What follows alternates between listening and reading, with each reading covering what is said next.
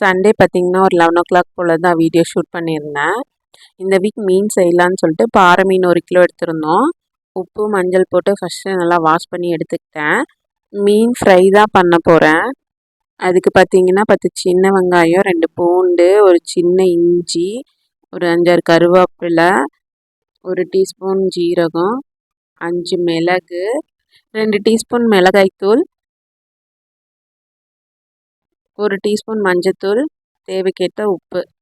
மிக்சியில் நல்லா விட்டு அரைச்சிட்டு அதுக்கப்புறம் கழுவி வச்ச மீனில் வந்து பார்த்திங்கன்னா கருவேப்பிலை, 1/2 லெமன் பிழிஞ்சு 1 டீஸ்பூன் எண்ணெய் விட்டு நம்ம அரைச்சி வச்ச மசாலாவை தடவி வச்சுக்கலாம். இப்படி தடவுறப்ப எண்ணெய் விடுறது பார்த்திங்கன்னா நல்லா மசாலா பிடிச்சிரும். ஃப்ரீசரில் ஒரு 1/2 ஹவர் வச்சுட்டு அதுக்கப்புறம் தோசை தவாவில் போட்டு ஃப்ரை பண்ணி எடுத்துக்கலாம். பார்த்திங்கன்னா பாப்பாவும் தம்பியும் சாப்பிட்டாங்க. நீங்களும் வாங்க சாப்பிட்லாம்.